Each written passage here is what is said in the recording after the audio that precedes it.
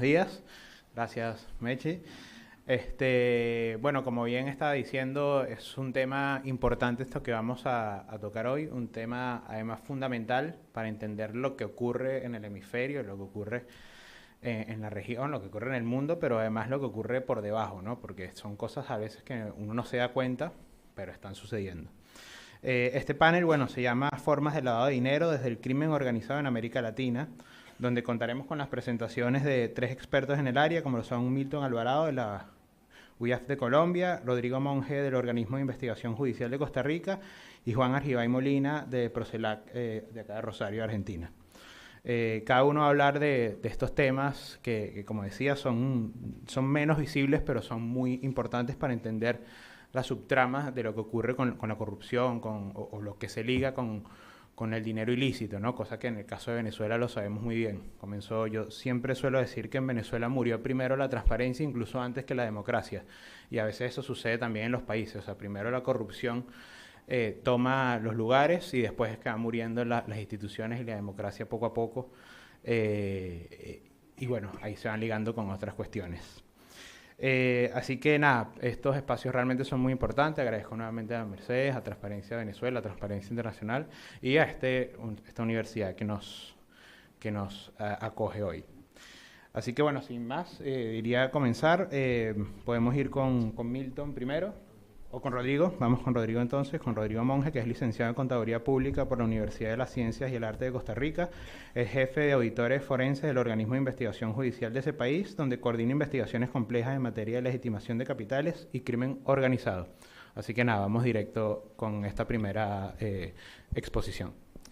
Buenos días, muchas gracias a todas y todos. Gracias, Merce, por la invitación extendida y felicitaciones a ustedes y su equipo de trabajo por hacer realidad este evento. Tenemos muy poco tiempo y mucha información que darles y vamos a tratar de sintetizar y darles un pequeño resumen de la realidad nacional en Costa Rica en función de crimen organizado, legitimación de capitales y la presión que ejerce la criminalidad venezolana en nuestro país y también que es un reflejo de lo que se ve a nivel regional.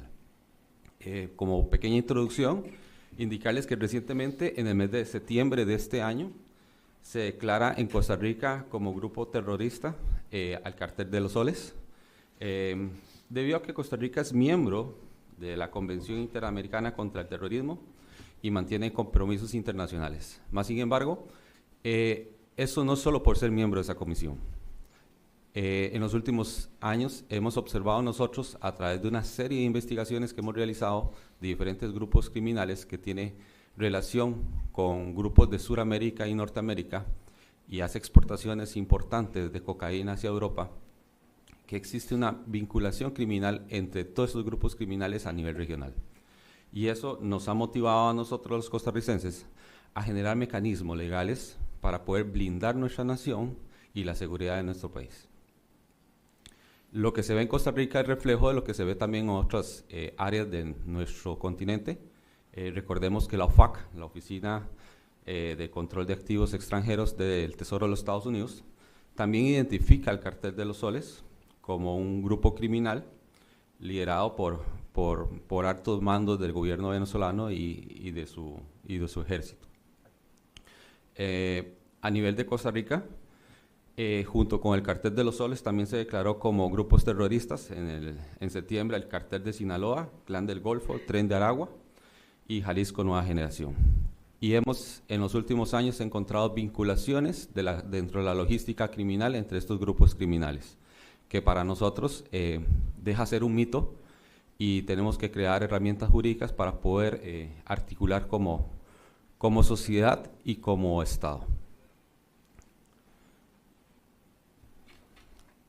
Las manifestaciones criminales que hemos visto de estos grupos criminales en Costa Rica se dan propiamente en el narcotráfico, tráfico internacional de drogas y a su vez genera abastecimiento para el tráfico local de drogas, legitimación de capitales, financiamiento del terrorismo, trata y tráfico de personas, homicidios como delitos conexos de toda esta criminalidad y el tema de la corrupción.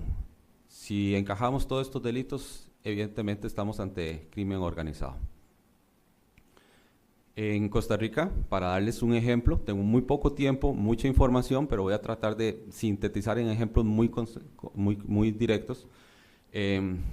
Hace 5 años iniciamos una investigación donde empezamos a observar un grupo criminal que se estaba estructurando, se estaba conformando, estaba en cero. Y en muy poco tiempo lograron tener un crecimiento patrimonial y un poder económico muy fuerte, donde inclusive tenían ya el poder de hacer las negociaciones propiamente de la adquisición de droga con grupos que se ubican en la zona limítrofe entre Colombia y Venezuela. Grupos colombianos con fuertes tentáculos con grupos venezolanos que, según las fuentes confidenciales que teníamos, estaban ligados al cártel de los soles. Ellos tenían ya el poder económico para poder hacer la negociación directa de la droga. Iban miembros del grupo criminal de nosotros, hacían las negociaciones de la droga. Tenían el poder económico de mandar a construir semisumergibles y hacer el traslado de la droga desde Sudamérica hasta Costa Rica, haciendo el almacenamiento en Costa Rica y desde ahí contaminando contenedores hacia diferentes puertos de Europa. Una vez que ellos tenían el ligamen con los grupos criminales europeos, que eran los encargados de recibir la droga, ellos pagaban la puerta, como se le llama en el argot policial, es el dinero para pagar la logística de hacer todo el contamine de carga lícita, porque la droga salía en contenedores con carga lícita, de empresas lícitas, exportadoras, se contaminaban los contenedores y de ahí los contenedores salían hacia Europa. Durante 5 años tuvimos interceptación de comunicaciones, gracias a leyes que tenemos de criminalidad organizada, donde nos permite ampliar los plazos de las intervenciones telefónicas. Son estructuras muy cerradas, con diferentes grupos logísticos. No es el mismo grupo logístico que hace todo lo que contamina la droga, la adquisición de la droga. Tenía 3 grupos criminales encargados de legitimar capitales, era demasiado el dinero. Cada vez que ellos lograban concretar o materializar un cargamento de droga en Europa, les genera una ganancia cercana a los 20 millones de dólares, ¿verdad?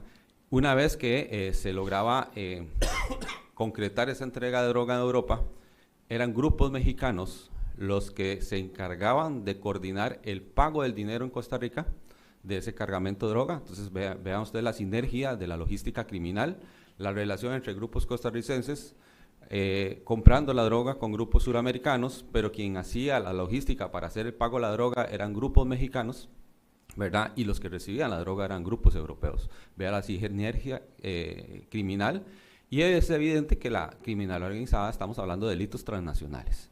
Y es muy difícil querer dar trazabilidad de todo más. Sin embargo, la importancia de estos foros, de tener conocimientos, colegas con los que podamos estar interactuando información para poder generar la sinergia necesaria para poder desarticular grupos criminales. ¿Cómo se pagaba esa droga? Paralelamente también teníamos investigaciones donde estábamos identificando grupos de ciudadanos orientales que entraban a Costa Rica desde México, todos transportando dinero transfronterizo a través de la estructuración o lo que se le conoce al nivel de legitimación de capitales como pitufeo, ¿verdad? Ellos ingresaban menos de $10,000 para no hacer sus declaraciones, decían no conocerse entre sí, venían por cada vuelo entre 10, 15 personas, decían que iban para las playas costarricenses, se les revisaba el equipaje, no traían ni un solo vestido de baño en el caso de las mujeres, ni una sola pantaloneta en el caso de los hombres. Y a pesar de que decían que no conocerse entre sí, fuera del aeropuerto se reunían o lo llegaban a recoger, iban a un lugar específico. Teníamos identificados 2 lugares, una torre de apartamentos ubicados en la capital de Costa Rica y un local comercial ubicado en el barrio chino. Logramos hacer una serie de investigaciones, vigilancias, seguimientos, documentamos una serie de entregas controladas y logramos decomisar en la torre de apartamentos cerca de $3.5 millones. Ahí ustedes ven un poco la forma en que tenían ya empaquetado al vacío esos dineros para que no generara humedad. Recordemos que el dólar es un papel que es muy poroso, capta mucho la humedad y puede deteriorarse fácilmente, por eso ellos embalaban al vacío este tipo de dinero. Y en el otro local comercial ubicado en el barrio chino costarricense se ubicaron cerca de $2.8 millones.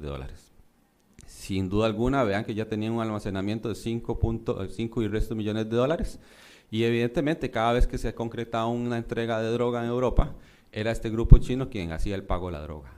¿Qué tenía relación el grupo chino? No tenía ninguna relación con la droga. Simplemente ellos hacen el acopio del dinero, reciben la orden de México y se pagaba el dinero y ellos ganaban una comisión a través de la entrega de este dinero. Vea la sinergia criminal, ¿verdad? Porque quien le paga a los chinos este dinero se le entrega mediante hawala en el continente asiático ese dinero, los diferentes cárteles o grupos criminales que están detrás de todo este componente. Gracias a las ayudas internacionales que tuvimos, pudimos coordinar con autoridades norteamericanas que tienen la capacidad económica de mantener vigilancia constante en aguas internacionales y se logró la captura de la embarcación del semisumergible y se lograron hacer otras materializaciones de droga. Más sin embargo, este grupo criminal ya tenía 3 estructuras conformadas de legitimación de capitales, habían adquirido hoteles, ya estaban teniendo toda una fachada comercial para hacer la combinación de dineros lícitos con ilícitos y tenían ya reclutados a notarios porque estaban haciendo una estratificación de todo ese patrimonio a través de sociedades que las constituían a nombre de personas extranjeras que ni tan siquiera estaban radicadas en el país, simplemente con poderes de esos notarios hacían poderes especiales para que los líderes de los grupos criminales pudieran tener acceso a cuentas bancarias, accesos a disponer del patrimonio, a ocultar la propiedad real de esos bienes que sin duda alguno estaban disfrutando. Al final de la operatividad policial se logró incautar un patrimonio aproximado a los 25 millones de dólares. Y somos conscientes que nos quedó mucho patrimonio por fuera que está a nombre de terceras personas que no pudieron ser identificadas. Para seguir un poco más, tenemos también otras vinculaciones con temas propiamente de Venezuela. Muy rápidamente, para informarles que en Costa Rica se llevó un caso llamado Lunasa. Lunasa era una empresa estatal venezolana conformada por importantes cargos de la política venezolana y se logró identificar también que desde México salían cargamentos con comida, alimentos que iban para Venezuela. Y algunos de esos cargamentos de comida los contaminaban con dinero en efectivo que salía desde el puerto de Veracruz de México. Cuando iban contaminados con dinero, por decirle así, contaminaban la carga con dinero, hacía un desvío hacia Costa Rica. Por lo general, cuando la carga iba lícita, con solo alimentos, iba directo a Venezuela, ¿verdad? Una vez que descargaban en Costa Rica, descargaban únicamente los contenedores donde iban ese dinero en efectivo. Ese dinero se insertaba a la economía nacional a través de Lunasa y ese dinero terminaba en Rusia. Más sin embargo, evidentemente la traza del dinero venía de México. Teníamos el precedente delictivo que era temas meramente de corrupción a nivel de Venezuela, ¿verdad? Y el dinero para Rusia. Pedimos asistencias jurídicas internacionales en Venezuela, Rusia. Sin embargo, no tuvimos respuesta alguna, pienso que se presionó por vía diplomática. El tema es que a Lunasa, una vez que se desprendió, se puso todo el tema cómo estaba ingresando esos dineros ilícitos, a los pocos meses se declaró en quiebra y ya ustedes saben por dónde va el asunto. Se vieron descubiertos y ya el negocio fachada que tenía simplemente cerró y dejó muchas personas que sí trabajaban lícitamente porque era un tema de metalurgia, quedaron sin ningún respaldo social. Tenemos también el tema del Tren de Aragua, que recientemente, hace unos meses, se desarticuló la primera red ligada con el Tren de Aragua, que prácticamente se dedicaba a lo que era el tráfico y trata de personas, traía a personas, mujeres venezolanas, y las prostituían, les cobraban un precio por haberlas llevado hasta Costa Rica, y por cualquier cosa las sancionaba. Entonces, pese a que ellas trabajaban durante cierto tiempo, nunca lograban pagar esa deuda, y por cualquier situación las sancionaban y le generaban multas, y era simplemente para seguirlas sometiendo y explotarlas sexualmente. Se logró desarticular el grupo criminal porque ya no estaba generando delitos conexos como temas de homicidio, ya estábamos viendo cómo estaba iniciando, creciendo un poco, actuando bajo más violencia. Logramos desarticular ese grupo criminal, más sin embargo en la actualidad la investigación sigue abierta porque lo que estamos haciendo es dándole trazabilidad a ese dinero, porque evidentemente sabemos que ese dinero nos va a ampliar el espectro de la investigación y vamos a llegar a los verdaderos líderes de ese grupo criminal. Somos conscientes que desarticulamos la célula operativa en cuanto a la trata de personas, pero ese dinero evidentemente está llegando a manos de casillas más grandes y tenemos que darle seguimiento hacia dónde va ese dinero en Sudamérica, porque evidentemente vamos a darnos cuenta que son estructuras ya más consolidadas del Tren de Aragua, y lo que teníamos era apenas una célula que se estaba conformando en Costa Rica. Este es el primer caso del Tren de Aragua que se desarticuló en Costa Rica hace recientemente 3 meses. ¿Qué herramientas jurídicas hemos optado? Bueno, este año, como les digo, ya declaramos grupos terroristas, y lo que nos está haciendo es dar mayor poder económico para poder desarticular estos grupos criminales, darnos mayor presupuesto dentro de las limitaciones que tenemos, porque tampoco somos un país muy rico, pero estamos generando nuevas herramientas como el proceso de extradición, que también fue aprobado en la extradición de nacionales. Y como dato curioso, el primer extraditable solicitado por Estados Unidos es un abogado que representa la mayor parte de esos grupos criminales, narcotraficantes, que también era el abogado de Nicolás Maduro para Costa Rica, porque cuando hubieron problemas ahí donde Costa Rica reconoció a la contra de Maduro, hubieron ciertos problemas legales con el tema de quién tenía la embajada venezolana. Y ese es este mismo abogado que representaba al gobierno venezolano, y es el mismo abogado que está siendo solicitado por Estados Unidos por temas de narcotráfico. Entonces, vea los indicios que tenemos ahí por todo lado. Y también estamos ejecutando lo que es no solo la persecución patrimonial y penal en función de legitimación de capitales, sino que también casos como Alunazas, cuando no tuvimos respuesta y no pudimos demostrar que realmente estábamos ante flujos de dinero de una actividad ilícita, generamos lo que es capitales emergentes, que vendría a ser como una extinción de dominio en algunos países de Sudamérica, y lo que estamos haciendo es hacer una persecución patrimonial de bienes que no tienen una causa lícita aparente, que quedan a favor del Estado. Simplemente, si no logramos una conexión con ese delito precedente, lo que hacemos es perseguir ese patrimonio, y si no logran tener una justificación clara del origen de sus fondos, prácticamente queda en comiso a favor del Estado. Creo que estoy con tiempo, ¿o estamos? Entonces voy a parar hasta ahí para darle tiempo a mis compañeros panelistas. Es mucha la información, pero sin duda alguna quise darle un extracto de todo lo que teníamos para informarles. Gracias.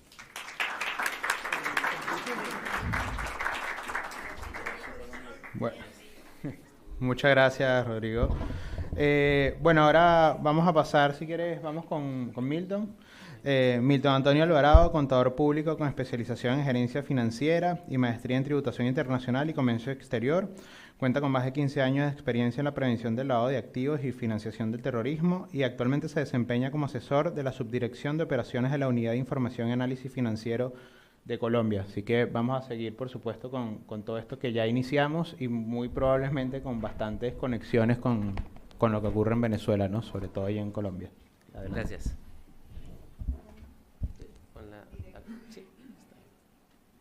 Bueno, muchas gracias por la invitación, Merced, a todos ustedes por estar acá. Yo quise para esta sesión directamente hacer este gráfico. Este gráfico unifica 3 o 4 tipologías de lo que se ha evidenciado por parte de nosotros y en las nuevas tendencias que utilizan las redes criminales para lavar dinero. Claramente, pues este es simplemente un gráfico que muestra los vínculos y las tendencias de lo que se puede dar para lavar el dinero, pero detrás de esto hay un análisis pues robusto de todo lo que se realiza. A diferencia, digamos, de lo que hablaba Rodrigo, la unidad de información se dedica al análisis de los reportes de operación sospechosa y a tratar de detectar si eso que evidencian los reportantes efectivamente cuentan con esas señales de alerta y las metodologías para lavar el dinero.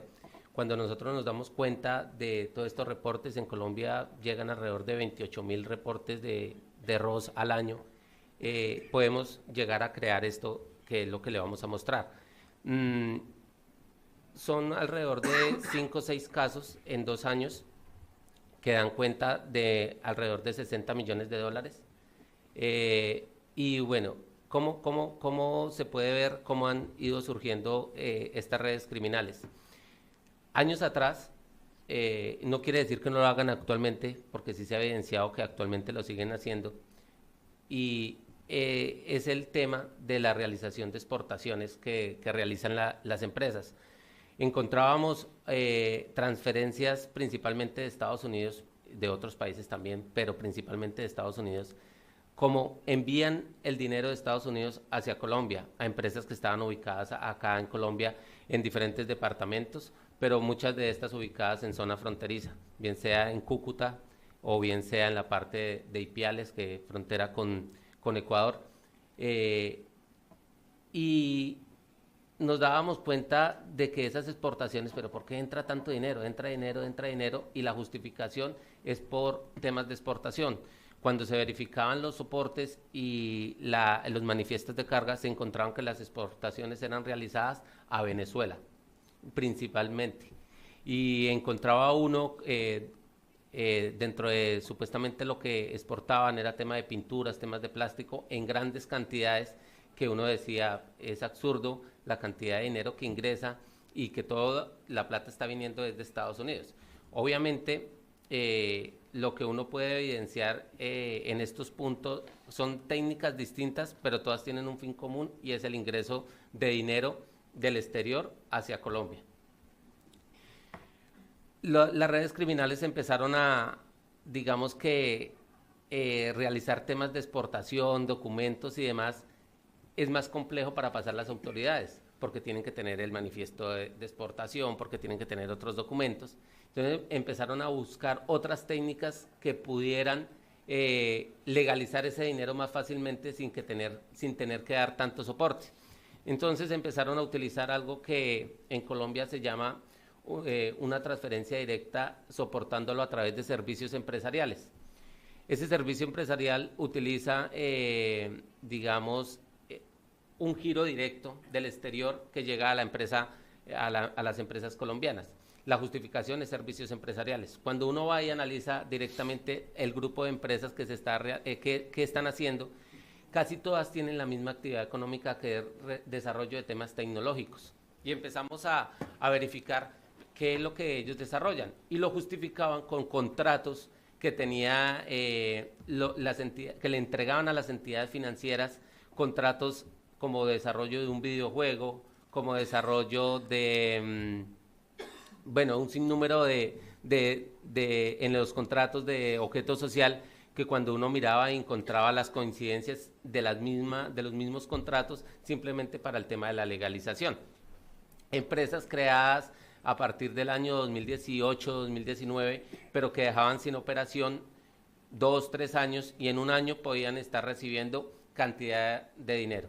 Llegaba el dinero y a los pocos días los transferían a otro grupo de empresas para ser retirado en efectivo, que pasaba con lo que nos contaba ayer el compañero Aurelio. Sale la plata en efectivo y se pierde el rastro de esta, más que todo en el tema con frontera. Bueno, entonces ahí ya les he hablado de dos técnicas, que es la exportación y la del giro directo por tema de vías de servicios empresariales. Encontramos otra tendencia que fue, estando ya el dinero en Estados Unidos, tal vez pensaríamos nosotros, porque nosotros no tenemos la evidencia de que sea narcotráfico o no narcotráfico, al menos de que una fuente confiable no lo diga, y en el caso que lo voy a decir fue puntualmente así, porque fue un trabajo que se realizó en su momento con FBI. Ellos se había hecho el traslado de droga, lo lograron llegar a Estados Unidos, y una vez la persona encargada de recoger el dinero tomó el dinero y lo llevó a una empresa, lo invirtió en una empresa relacionada con temas de criptoactivos. Estas empresas, principalmente en Estados Unidos, tomaron la plata, invirtieron la plata en el tema de criptoactivos por empresas que estaban ubicadas en Hong Kong, principalmente. Ya cuando está la plata invertida en criptomonedas, lo que hacen es enviar el dinero, la inversión. Cuando lo quieren legalizar, pues ellos hacen la conversión de cripto directamente a moneda en Colombia, pero no llegaba la plata directamente a las empresas, como lo acabo de mencionar, sino que utilizan unas empresas que son intermediarias, se me fue el nombre, tiene un nombre puntual, que son pasarelas de pagos. Son pasarelas de pagos que entonces lo que ellas hacen es prestar un servicio de intermediación. Una vez llega este dinero a esas empresas es más difícil verlo porque para los sistemas de riesgo, digamos, la actividad económica de una empresa que se dedica a temas de este tipo, pues los incrementos son bastantes, entonces no lo notan al punto. Pero cuando el intermediario quiere recibir su plata, pues sí o sí se disparan las señales de alerta porque la pasan. Pero ya, a diferencia de lo que estaba hablando hace un momento, no se ve de directo internacional, sino que ya se ve es nacionalmente la transferencia, porque quien recibió la plata internacional fue la pasarela de pago. Ya estando acá la pasarela de pago, empiezan a hacer la distribución y utilizan algo que es una distribución a terceros, y es la pasarela. Yo tengo mi inversión en la pasarela, y la pasarela lo que hace es dispersarlo en múltiples empresas. Y todas estas empresas, ¿dónde están ubicadas? Lo mismo, en diferentes departamentos, principalmente Medellín, en Cúcuta, y en Colombia por casi todas las ciudades están. Y lo que hacen es que 15, 20 empresas están recibiendo toda esa distribución de dinero. Cuando uno hace el análisis, o los analistas llegan a este punto, encuentran que detrás de las empresas, hacer un análisis de todo el historial, pues encuentran los mismos representantes, fueron creadas el mismo día, entregaron a las entidades financieras datos manipulando las declaraciones, por ejemplo, que se le entrega a la DIAN. Hicimos una comparación de lo que le entregaban a la DIAN y lo que le entregaban a la entidad financiera. Dejaban los sellos de la administración de impuestos y simplemente cambiaban los datos internos. ¿Para qué? Para que la entidad financiera pensara que la empresa tenía una inversión robusta y podía recibir tanta cantidad de dinero. Entonces empezó a encontrar todas esas similitudes, y así es como nos hemos dado cuenta de cómo las tendencias van girando para simplemente tener algo en común, y es el ingreso de divisas. Y por último, de lo que traigo acá en la presentación, la parte derecha superior muestra cómo otra de las tendencias que hicieron, lo hablábamos en uno de las que tuvimos de estas mismas prácticas en Medellín, y otra tendencia que nos llamó mucho la atención fue el grupo de empresas que utilizaban, personas de la red criminal que se acercan a ciudadanos, principalmente venezolanos o bolivianos, en el caso del ejercicio que hicimos, y lo que hacen es sugerirles la creación de cuentas para trasladar tarjetas. Traen las tarjetas internacionales a Colombia, a frontera, y esa plata se carga, me imagino yo que la cargan de alguna forma, y el tercero lo único que hace es ir. Entonces la red criminal ya llega acá con las tarjetas, van a los cajeros, retiran el dinero, o se acercan a establecimientos de comercio muy amplios y empiezan a comprar múltiples comida. Entonces encontrábamos, pues, esta persona con una misma tarjeta, ¿cómo va a comprar tanto alimento? ¿Por qué compra tanto alimento? Se encontraron dos cosas, y fue de lo que nos reportaron a nosotros. Les llaman los tarjeteros, personas que se hacen afuera del establecimiento con sus canguros, y simplemente la tarjeta la van rotando, va entrando la persona, la misma tarjeta, compran todo el mercado, por decirlo así, salen del establecimiento, y gran parte de esta puede estar siendo llevada para alimentar grupos criminales, ¿cierto? Ya me entienden ahí ustedes. Y dos, es la venta por fuera, y hacer un tema como de legalización, porque está el establecimiento, ellos al comprar las grandes cantidades se acercan a los establecimientos más pequeños, le dice, no compre todo este arroz a tal precio, yo se lo traigo a tal precio, le bajan, no le importa perder parte del dinero, le pagan a ellos, y es una forma de que quede lavado el dinero, porque ya reciben el dinero, el pequeño comerciante ya recibió su mercado, lo vende, y ellos dicen, no, es que yo me estoy ganando el descuento con la tienda porque yo hago compras muy grandes, simplemente estoy teniendo el descuento acá y ya. Pero en realidad es que la plata viene de las redes criminales, que después en el efectivo queda en el mismo punto.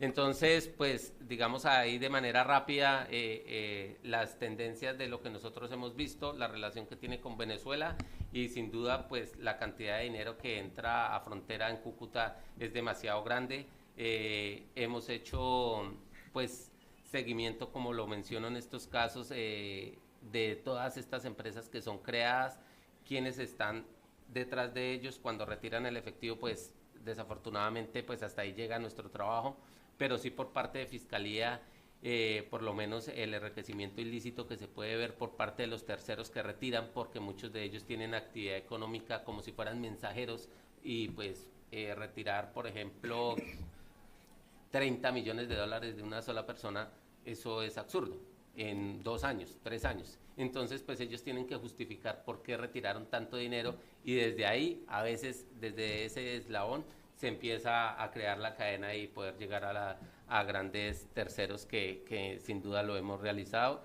y pues también hay muchos de ellos en medios abiertos que ya han sido capturados. Gracias. Muchas gracias, Milton. Bueno, ya para cerrar esta primera parte de exposición, antes de abrir las preguntas, vamos con Juan Agustín Argibay, abogado de la Universidad de El Salvador, con un máster en la Universidad McGill de Canadá y magíster de Derecho de Economía en la Universidad Torcuato Di Tella. Se desempeña actualmente en la Procuraduría Criminal Económica y Lavado de Activos Procelac, donde ha coordinado áreas vinculadas al lavado de activos, financiamiento del terrorismo y mercados de capitales. Así que, adelante. Te dejo acá. Bueno, buenos días. Muchas gracias a todas y a todos por compartir este espacio. Muchas gracias a la organización, Cari. Siempre es un placer para mí estar junto con personas que tienen el interés por discutir cuestiones que nos conciernen a todos, ¿no? Todo lo que se relaciona con la criminalidad organizada es una cuestión que aborda y que atraviesa distintas esferas de la vida en sociedad y por eso es relevante que desde los distintos espacios que cada uno, en los que cada uno ejerza su actividad puedan tenerse este tipo de diálogos para tratar de entender cuál es el mejor abordaje para poder resolver o intentar resolver este tipo de problemáticas. Yo les cuento, quizás ustedes no están del todo familiarizados con el diseño que se eligió en la Argentina para abordar la criminalidad organizada, así que muy sintéticamente les quiero decir qué es lo que desde el Ministerio Público a nivel federal se hizo para tratar de dar una respuesta homogénea en un país tan grande, tan extenso como la Argentina, con fronteras secas tan grandes que dificultan el abordaje o dar una respuesta homogénea a problemas que se dan de distinta manera en las distintas regiones que componen nuestro país.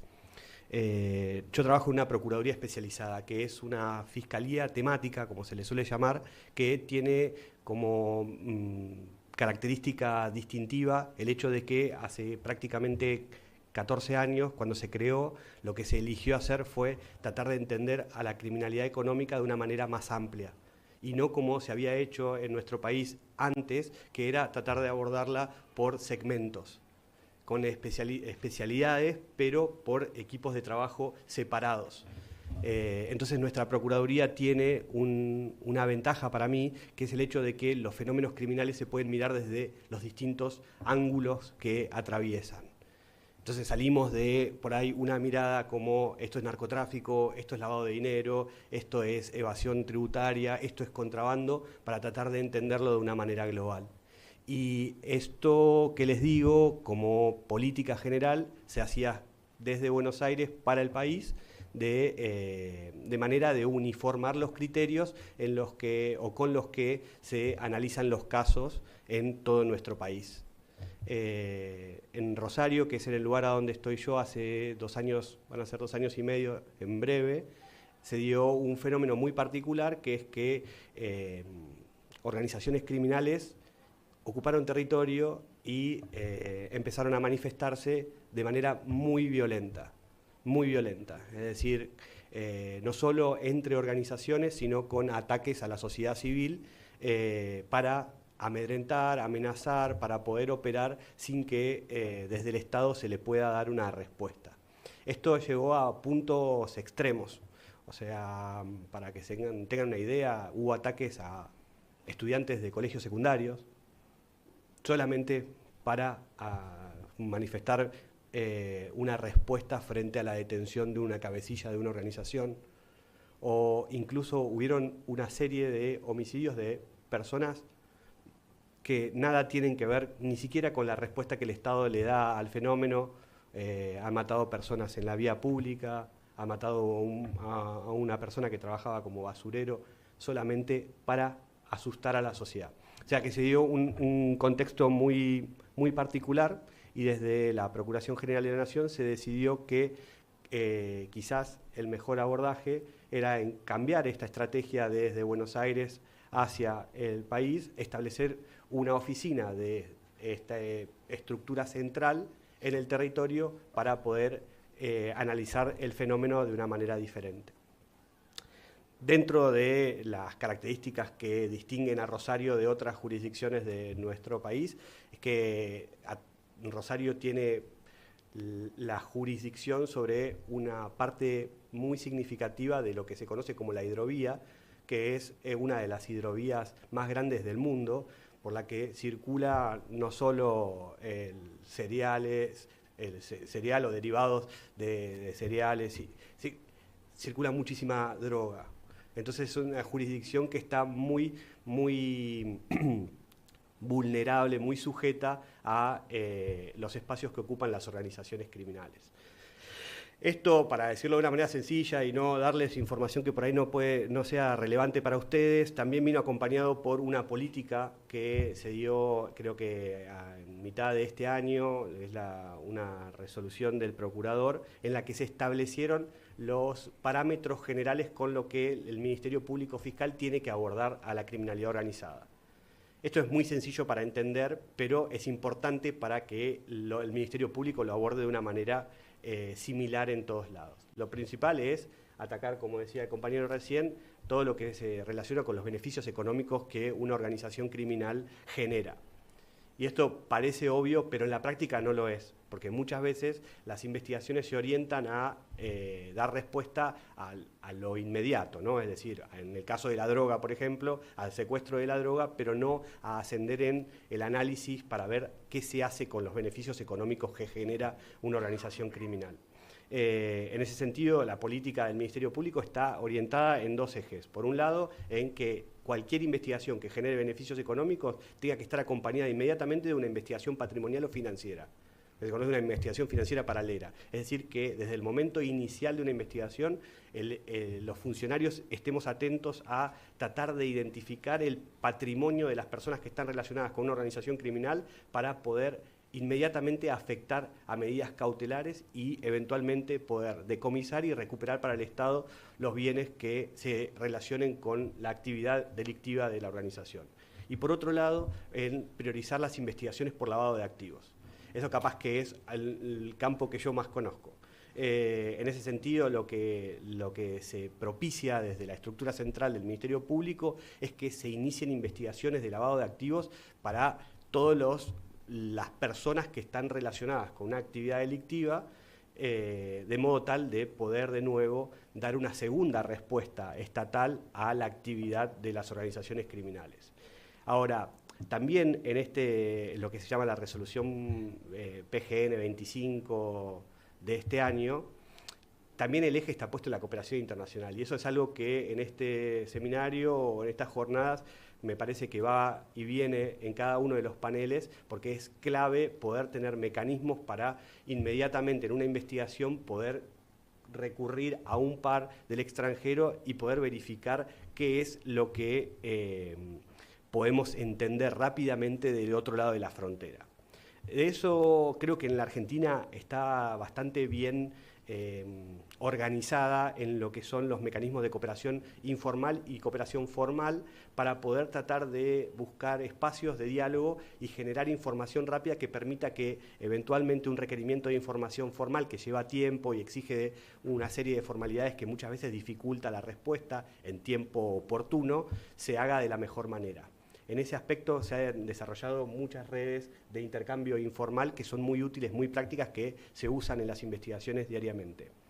Después también quería hacer un señalamiento particular en relación con esto que mencionaba el colega recién, que es todo el uso de las nuevas tecnologías. Eso es algo que en nuestro país se ve mucho desde el boom que tuvieron todas las fintech hace algunos años ya. La Argentina es en alguna medida un polo de desarrollo, de innovación en este aspecto.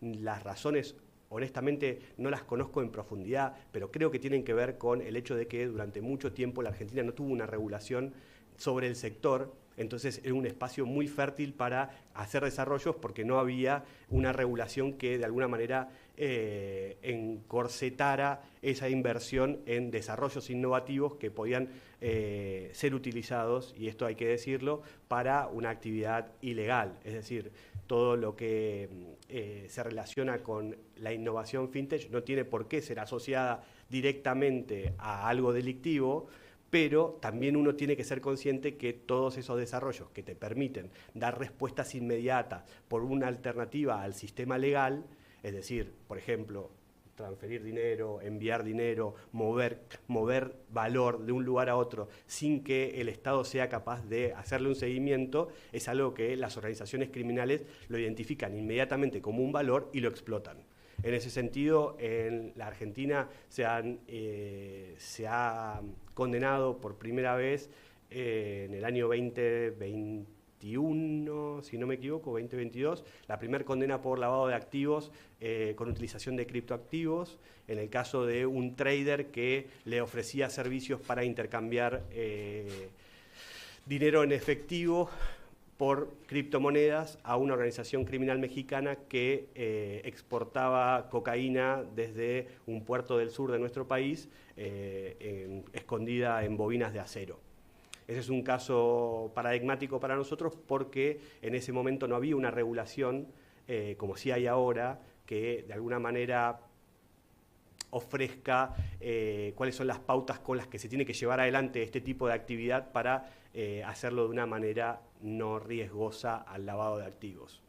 Es un caso súper interesante por un montón de razones, pero para mí principalmente por esto, porque en los casos de lavado de activos generalmente la dificultad para el investigador es demostrar que la persona sabe el origen de los bienes y sabe que mediante la acción que está llevando adelante los puede lavar. Es una discusión muy teórica, pero que está asociada a cuestiones de hecho y prueba, y en este caso se planteó de una manera muy profunda esa discusión.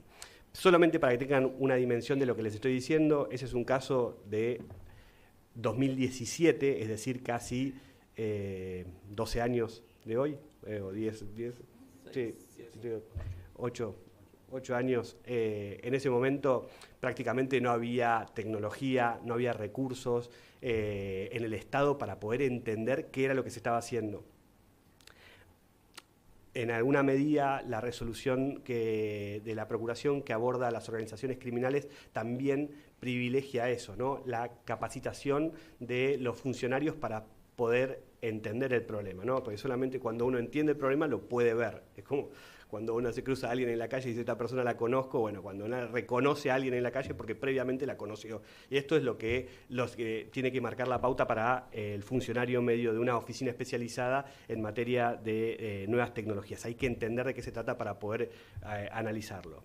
Nosotros en la Procelac hemos tenido investigaciones de liquidaciones de cerealeras, exportadoras de derivados de soja que se canalizan por cripto. Es decir, estamos hablando de negocios multi-mega millonarios que están llevando adelante por un canal que no es el formal. Eso creo que da la pauta para que uno entienda en dónde está el eje del problema y de qué manera poder destinar los recursos para poder abordarlo. Entonces, haciendo una síntesis para poder ir a las preguntas. La Argentina está de alguna manera organizada a nivel federal en lo que hace el Ministerio Público para poder analizar las organizaciones criminales sobre la base de estos ejes que les acabo de mencionar.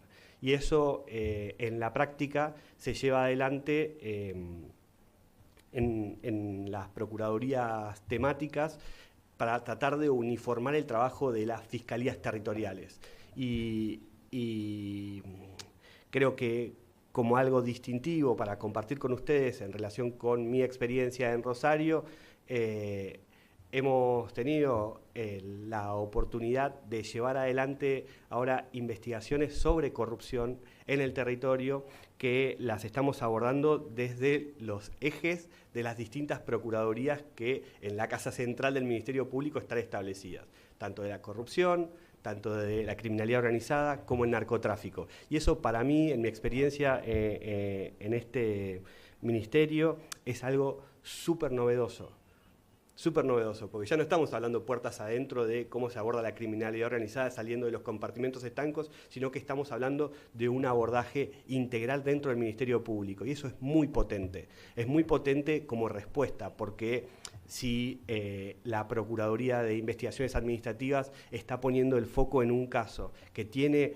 un eje que se relaciona con el narcotráfico, que no tienen por qué estar necesariamente vinculados, y también con la criminalidad económica, es decir, si está haciéndose un análisis de todo lo que la cuestión patrimonial, de los beneficios económicos, y eso se está haciendo en conjunto, creo que es un avance que para mí, en mi experiencia, en esta tarea, es algo novedoso, es algo para destacar, es algo que me parece que es digno de compartir, porque es la mejor manera, entiendo, de poder dar una verdadera solución a problemas tan serios. Muchas gracias.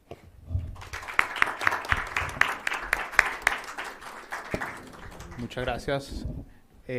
Bueno, ya vimos las exposiciones extraordinarias. Si tienen preguntas, yo tengo varias, así que por el poder que me confiere ser moderador, voy a hacer la primera. Para Rodrigo, Milton, no sé quién la quiera contestar, pero hay un debate ahora, obviamente, sobre lo que está ocurriendo en Venezuela, pero bueno, lo que ustedes han dicho es bastante esclarecedor. ¿Cuál dirían ustedes que son las principales, más allá de lo obvio, los principales retos del hecho de tratar con una criminalidad que no opera a pesar del Estado, sino que es parte del Estado, como ocurre con Venezuela, ¿no? Más allá de lo que dijiste, cómo opera con Costa Rica, en el caso de Colombia, evidentemente que lo tiene al lado. Es decir, ¿cuál es el principal reto? Reitero, no de una criminalidad que opere a pesar del Estado, como ocurre más allá, sea grande o pequeño, en México, en Colombia, etcétera, en Brasil, sino el Estado todo que está tomado. Eso, por supuesto, que debe generar mayores problemas o mayores retos a la hora del tema del lavado de dinero, el tema del narcotráfico, porque tienen que profundizar más y les pueden venir por cualquier lado en ese sentido, ¿no? Sí, bueno. Evidentemente, cuando hablamos de criminalidad organizada, hablamos de delitos transnacionales.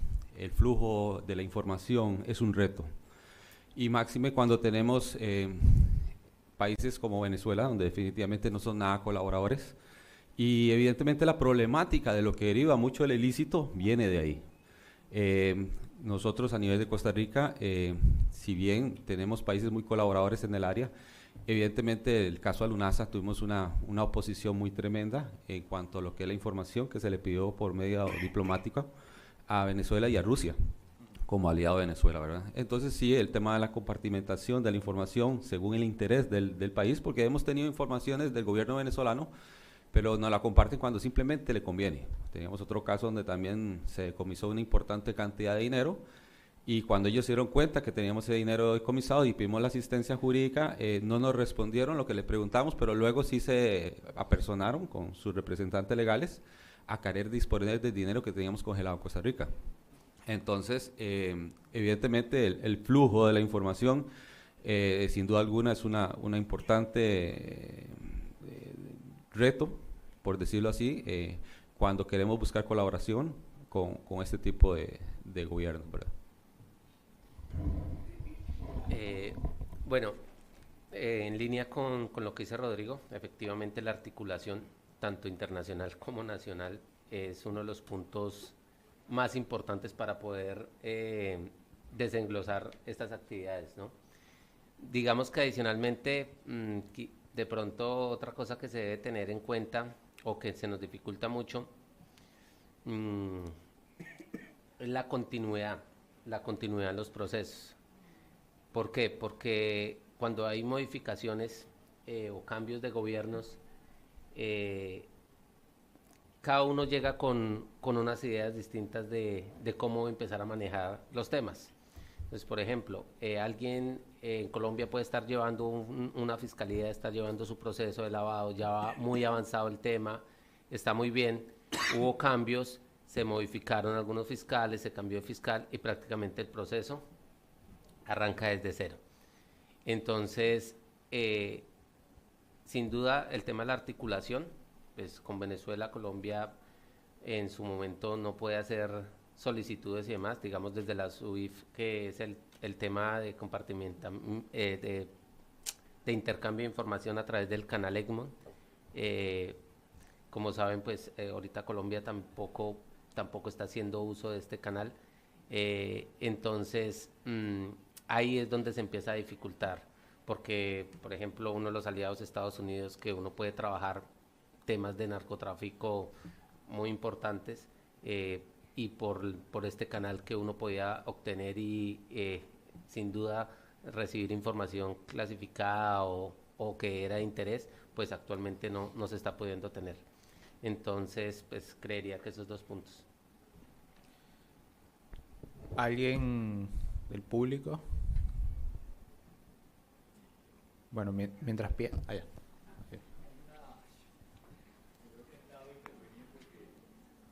He tenido la secuencia de ayer y es impresionante, ¿no? Y lo voy a hacer desde el punto de vista de público, porque a nivel de la ciudadanía se habla de corrupción, se habla de estas cosas, pero para mucha gente, incluso para los venezolanos, esto es un impacto, ¿no? Y que definitivamente este trabajo es excelente, este trabajo profesional, aunque es muy profesional, la información, la conexión política es indiscutible. De allí la pregunta que hacía el amigo periodista Walter Molina, ¿no? Entonces, saludo este evento y saludo el trabajo de la coordinadora de Transparencia Venezuela en función de como quien dice, de extender esto hacia la ciudadanía para que se vea dónde está el foco del problema y cómo aquella fábula de quién le pone el cascabel al gato, en este momento creo que lo que está haciendo los Estados Unidos está en esa dirección. Entonces, muchas gracias y no sé, eso era lo que quería señalar. Acá Gabriel tiene... Sí, para el señor Milton, sin ánimo de incomodarlo, quería saber si el cambio de gobierno que hubo en Colombia si el cambio de gobierno que hubo en Colombia influyó de alguna manera en ralentizar o detener algunas investigaciones que pudieran estar habiendo sobre el crimen organizado vinculado con Venezuela, dado la afinidad ideológica que hay entre el gobierno de Petro y Maduro, ¿no? Una pregunta un poco compleja. No, digamos que yo lo voy a hablar desde el punto de vista mío y desde el punto de vista técnico. Yo soy una persona que he trabajado en la UIAF por más de 9 años. Entonces, sí o sí, la UIAF tiene que ser autónoma e independiente. Es uno de los puntos principales. Que se tenga alguna relación en temas ideológicos o demás, pues el trabajo que uno debe hacer desde la parte de UIAF es, independientemente de los reportes de operación sospechosa que lleguen y a la persona que estén indicando, sea quien sea, hay que realizar el proceso. El trabajo de nosotros, como lo digo, es, si llega el reporte de operación sospechosa con esas señales de alerta, nosotros lo verificamos, lo confirmamos, y si es así, las señales de alerta dan para que efectivamente haya un tema de lavado. Siempre nosotros el tema relacionado con lavado de activos en Colombia se miran 66 delitos, fuente, lo enviamos a Fiscalía. Una vez envíen Fiscalía es quien tiene que continuar el proceso.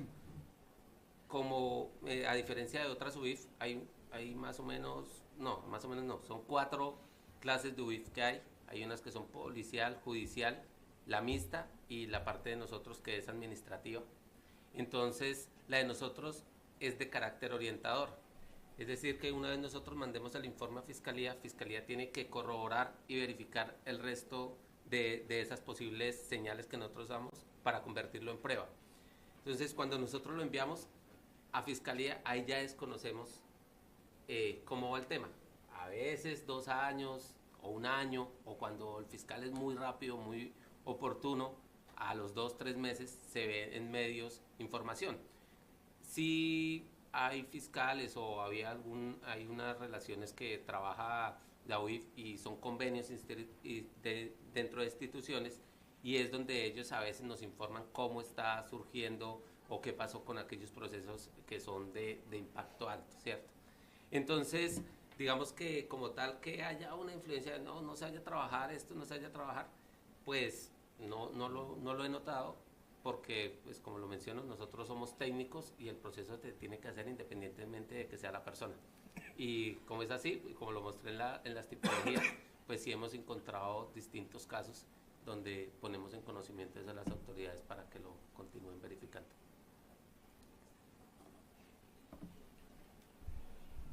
Yo tengo una mientras alguien piensa alguna otra para Juan. Sobre todo durante el último año y medio se puede decir que bajó la criminalidad en Rosario, o sea,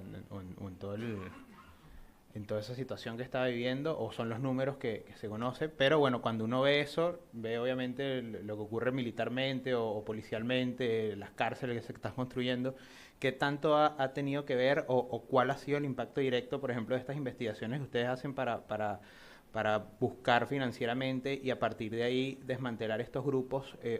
¿Cuál ha sido además de todo lo policial, estrictamente hablando, ese impacto directo para la baja de la tasa de criminalidad que ha sido, uno la ve y ha sido bastante importante? Bueno, muy buena la pregunta, muchas gracias.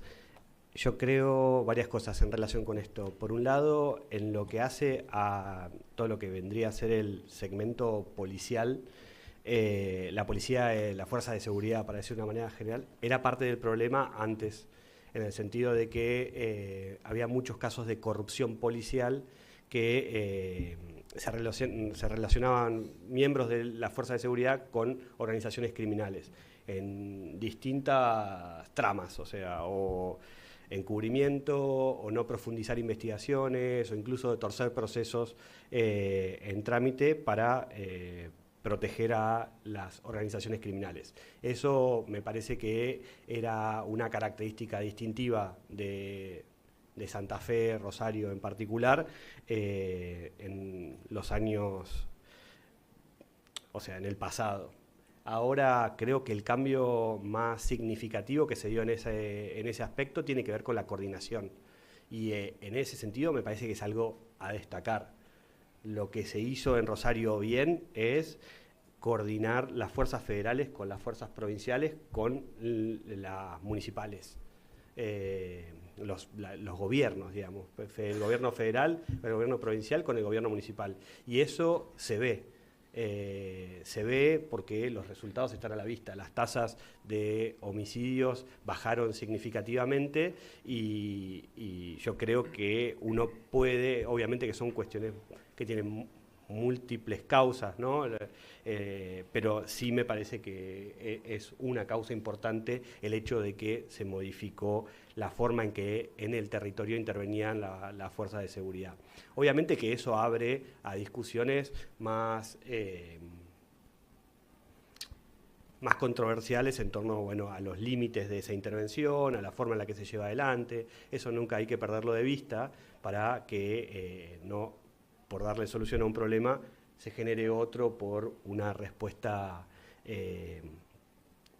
que sea desproporcionada con el problema. Pero, por lo menos en mi experiencia ahí, creo que a destacar, por lo menos hasta ahora, tiene que ser el hecho de la coordinación, que es algo muy importante para resolver un problema que atraviesa las distintas esferas. En Rosario particularmente, por ejemplo, para que tengan un ejemplo de algo concreto, el gobierno municipal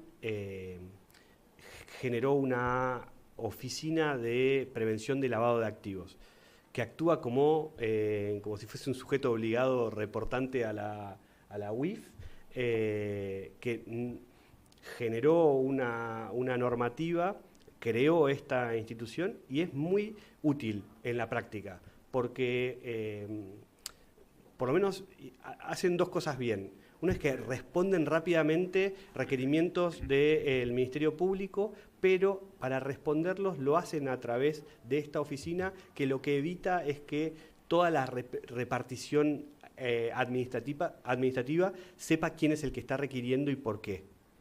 Entonces, de una manera, ese pivoteo lo que previene es que múltiples actores se enteren desde un momento muy inicial hacia dónde está enfocando el Ministerio Público su intervención. Eso es algo novedoso. No sé si existe en otro gobierno municipal de la Argentina, pero incluso cuando detectan algo lo ponen en conocimiento de las autoridades o incluso de la UIF.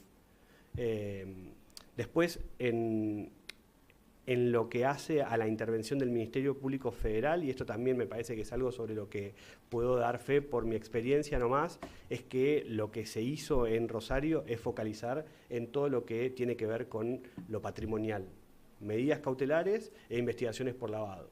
Y eso en la práctica no se veía antes. Es decir, quedaba más relegado. Yo tengo ejemplos muy prácticos para compartir, pero nosotros en Procelac hicimos una denuncia en Rosario en el 2019. Yo llegué en el 1 de agosto de 2023, o sea que habían pasado prácticamente 3 años desde que hicimos la denuncia, y las medidas cautelares que nosotros habíamos pedido en esa denuncia en el 2019 no se habían dispuesto. ¿Cuándo se dispusieron?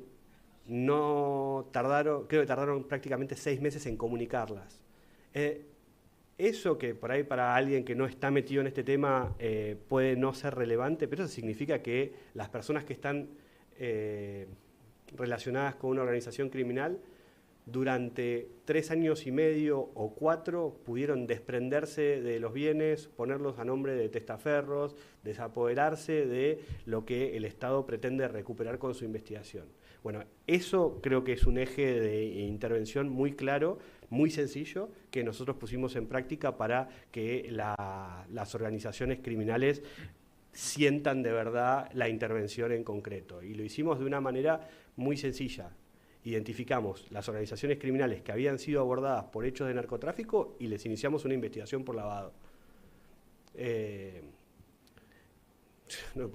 un ejemplo, pero lo pueden googlear. Hay un caso que es paradigmático para nosotros, que iniciamos una investigación de lavado de una persona que tenía 3 condenas por narcotráfico. 3 condenas por narcotráfico, tiene 11 propiedades. Dentro de esa, estaba preso, ¿no? Estaba preso por la 3ª condena, que terminaba ahora en octubre.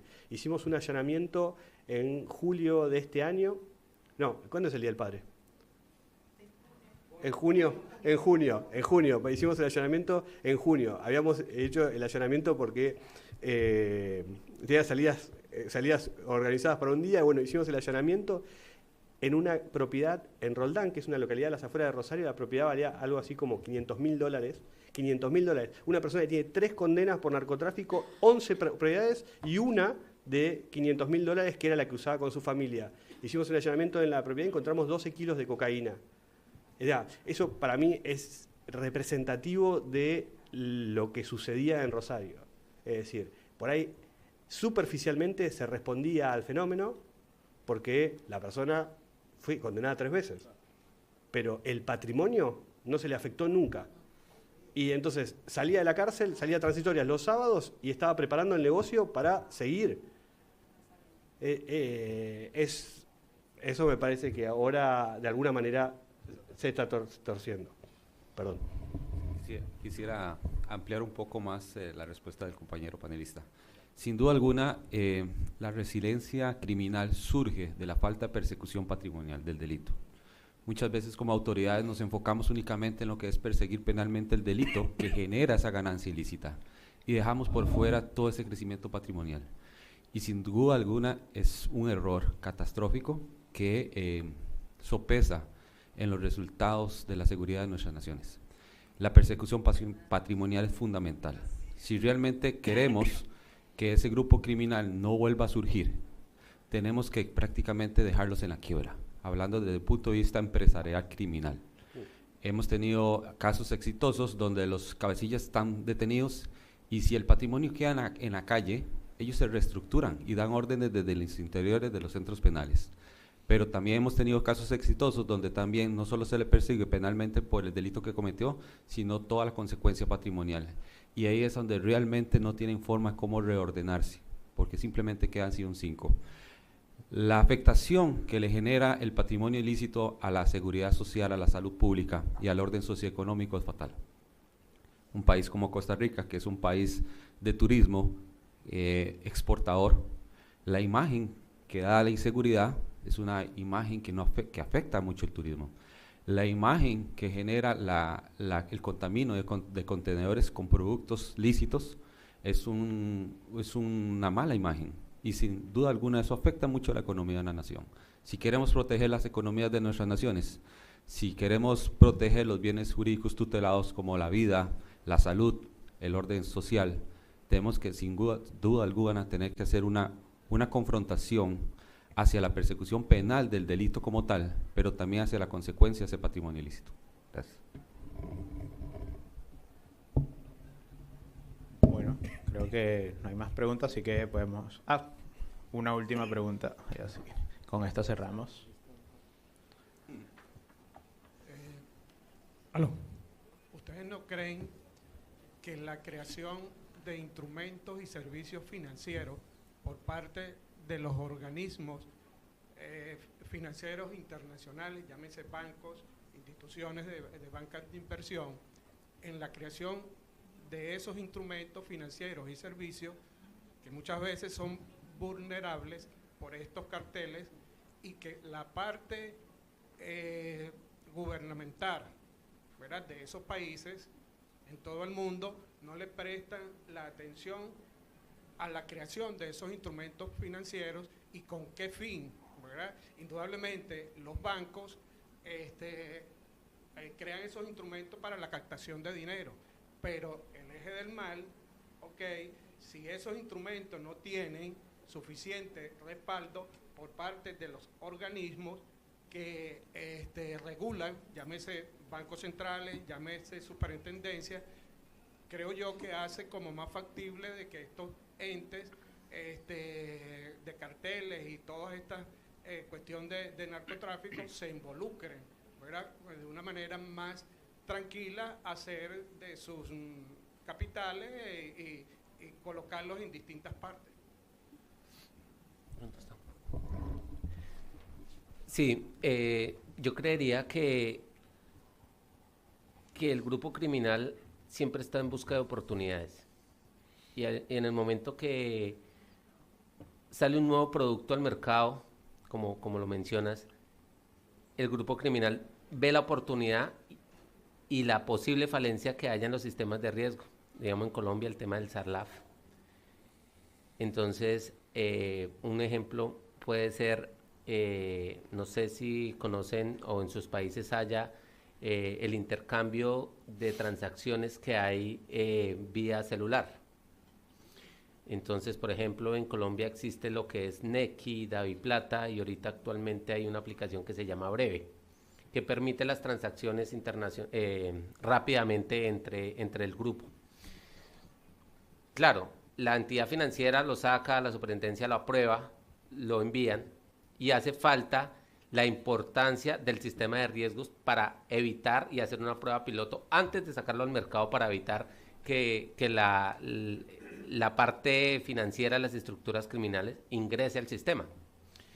Entonces, en este ejemplo que estaba dando, nosotros pudimos hacer un análisis de uno de estos casos y encontrábamos cómo desde las cárceles se utilizaban, pues tienen celulares adentro de las cárceles y se permitía las transacciones con múltiples transacciones y no solo en una cárcel de Colombia, sino que encontramos conexiones de diferentes cárceles de los líderes que están en ellas haciéndose en transacciones. Lo utilizaban, uno, más en forma de extorsión, microtráfico y en otros delitos, y dos, una forma de comunicación, porque haciéndole ya después el seguimiento y solicitudes a entidades para poder verificar cómo operan estos, en estos casos, por ejemplo, un mensaje mandándose un peso. O sea, la transferencia a ti te sirve para mandar un peso, un dólar, lo que sea, pero en ese peso hay en la parte del mensaje dice observación, ¿cierto? O uno puede escribir qué es, entonces pago de mercado. Entonces, ahí también había un tema de comunicación, no solo de transacción financieramente, sino la forma de cómo se podían comunicar las redes criminales. Entonces se podían mandar un peso mandándole un mensaje de texto así de grande, bien sea a la pareja, lo que sea, pero en muchos casos no fue solo a la pareja, sino que era dando instrucciones de cómo seguir coordinando. Y ahí está el punto de la coordinación de un grupo delincuencial que aún sigue operando. Entonces sí, efectivamente estoy en línea con lo que usted menciona, y es la falta de seguimiento en los sistemas de riesgo antes de implementar estos nuevos sistemas al mercado como tal. Bueno, ahora sí ya damos por cerrado este panel. Muchísimas gracias a los tres exponentes. Recuerden que en unos minutos tenemos otro panel más.